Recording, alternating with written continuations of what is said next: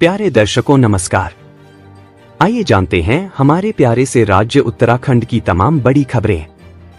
उससे पहले यदि आपने चैनल को सब्सक्राइब नहीं किया है तो अभी सब्सक्राइब करके वीडियो को लाइक कर दें। आज जारी होंगे उत्तराखंड बोर्ड के नतीजे। सबसे पहले रिजल्ट देखने के लिए अभी पंजीकरण करें। Uttarakhand board of school education UBSE की ओर से कक्षा 10वीं और 12वीं के नतीजों की घोषणा शनिवार सुबह 11 बजे की जाएगी। करीब 2.25 लाख छात्रों को अपने परिणामों का इंतजार है, जो कि अब समाप्त होने वाला है। नतीजे जारी होने में अब एक दिन से कम समय रह गया है। सूबे में बोर्ड परीक्षा की शुरुआत 21 फरवरी को हुई थी। दोनों कक्षाओं की परीक्षाएं 21 फरवरी से 11 मार्च 2025 के बीच आयोजित की गईं, जिसके लिए 2.23 लाख से भी अधिक परीक्षार्थी पंजीकृत थे। मुख्य अभियंता PMGSY SN सिंह को देहरादून भेजा, पूर्व स्पीकर कुंजवाल की शिकायत पर कार्रवाई। मुख्य अभियंता PMGSY SN सिंह अल्मोड़ा को मूल विभाग सिंचाई विभाग देहरादून भेज दिया गया है। पूर्व स्पीकर गोविंद सिंह कुंजवाल की शिकायत पर SN सिंह के खिलाफ यह कार्रवाई की गई है। PMGSY के काम में लापरवाही बरतने और सड़क की खराब गुणवत्ता के आरोप के चलते उनके खिलाफ यह कार्रवाई की गई है। प्राथमिक जांच के बाद यह कार्रवाई की गई। छात्र संघ उद्घाटन समारोह में गढ़वाल विवि पहुंचे CM धामी, कैबिनेट मंत्री धन सिंह भी मौजूद। प्रदेश के मुख्यमंत्री पुष्कर सिंह धामी ने शुक्रवार को हेमवती नंदन बहुगुणा गढ़वाल विश्वविद्यालय श्रीनगर में आयोजित छात्र संघ उद्घाटन समारोह में मुख्य अतिथि के रूप में प्रतिभाग किया। समारोह का शुभारंभ मुख्यमंत्री ने दीप प्रज्वलन कर किया। इस दौरान कैबिनेट मंत्री डॉक्टर धन सिंह रावत व देवप्रयाग विधायक विनोद कंडारी भी मौजूद रहे। इस अवसर पर मुख्यमंत्री धामी ने छात्रों को संबोधित करते हुए कहा कि युवा शक्ति देश का भविष्य है और सरकार युवाओं को सशक्त बनाने के लिए निरंतर प्रयासरत है। उन्होंने कहा कि प्रदेश सरकार शिक्षा, रोजगार, स्वास्थ्य और आधारभूत संरचना के क्षेत्र में लगातार कार्य कर रही है, जिससे राज्य के युवाओं को बेहतर अवसर और सुविधाएं मिल सके। उन्होंने कहा कि आने वाले समय में सरकार युवाओं की भागीदारी को और अधिक बढ़ाने के लिए नई योजनाओं को भी लागू करेगी। युवक के पित्त की थैली के ऑपरेशन में लापरवाही, अब मरीज को देने होंगे 8.64 लाख, आयोग ने दिया फैसला। युवक के पित्त की थैली के ऑपरेशन में लापरवाही बरतने के मामले में उत्तराखंड राज्य उपभोक्ता आयोग ने एक अस्पताल के डॉक्टर को 8.64 लाख रुपए मुआवजा देने का आदेश दिया है। आयोग ने जिला उपभोक्ता आयोग के पुराने आदेश में आंशिक संशोधन करते हुए यह फैसला सुनाया है। एयरपोर्ट पर 13 मिनट तक फ्री रहेगी पार्किंग, कई दिनों से टोल बैरियर पर प्रदर्शन कर रहे थे चालक। एयरपोर्ट पर प्राइवेट या वाणिज्यिक कार चालकों के लिए 13 मिनट तक पार्किंग फ्री रहेगी। कार चालक सवारी को छोड़कर या लेकर 13 मिनट में बाहर निकलता है तो कोई शुल्क देय नहीं होगी। इससे अधिक समय पर निर्धारित शुल्क देय होगा। पहले यह समय 11 मिनट तक था। एयरपोर्ट पर बाहर के टैक्सी चालक कई दिनों से टोल बैरियर पर प्रदर्शन कर रहे हैं। उनकी मांग पर एयरपोर्ट प्रशासन ने निःशुल्क पार्किंग समय को 11 से बढ़ाकर 13 मिनट कर दिया है। अगले 3 दिन पहाड़ से मैदान तक बदलेगा मौसम, बारिश व ओलावृष्टि का ऑरेंज अलर्ट। उत्तराखंड में एक बार फिर मौसम में बदलाव देखने को मिलेगा। आज शुक्रवार से अगले 3 दिन तक मौसम के बिगड़ने से मैदानी इलाकों में गर्मी से राहत मिल सकती है। पर्वतीय इलाकों में ठंड का एहसास हो सकता है। मौसम विज्ञान केंद्र की ओर से जारी पूर्वानुमान के अनुसार इन 3 दिनों झोंकेदार हवा चलने का येलो और ऑरेंज अलर्ट जारी किया गया है। केंद्र की ओर से जारी पूर्वानुमान के अनुसार 18 अप्रैल को देहरादून समेत उत्तरकाशी, टिहरी, पौड़ी, रुद्रप्रयाग और चमोली जिले में 30 से 40 किलोमीटर प्रति घंटे की रफ्तार से झोंकेदार हवाएं चलने का येलो अलर्ट जारी किया गया है। प्रदेश भाजपा कार्यालय में वक्फ संशोधन कानून पर आज कार्यशाला, मुख्यमंत्री धामी होंगे शामिल।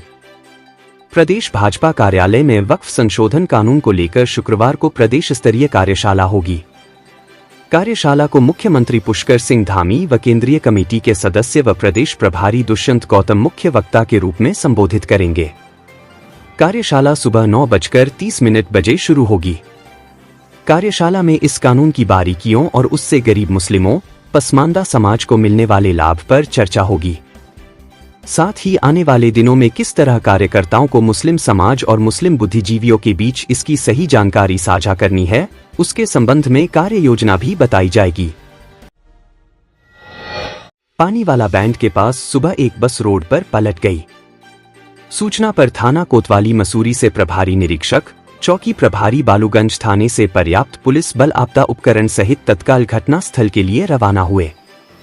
मौके पर जाकर देखा तो एक बस रोड पर पलटी हुई थी, जिसमें कुल 27 लोग सवार थे।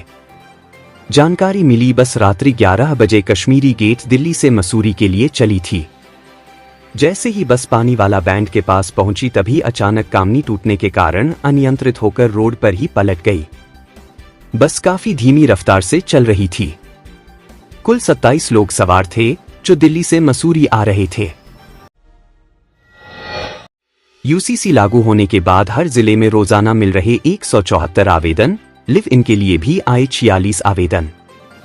राज्य में यूसीसी कानून लागू होने के बाद सरकार को अब तक 94,000 से अधिक आवेदन प्राप्त हुए, जिनमें से 73,093 आवेदन केवल विवाह पंजीकरण के लिए हैं। नए कानून के तहत लिव इन रिलेशनशिप के लिए 46 आवेदन किए गए हैं। यह जानकारी सचिव गृह शैलेश बगौली की समीक्षा बैठक के दौरान दी गई।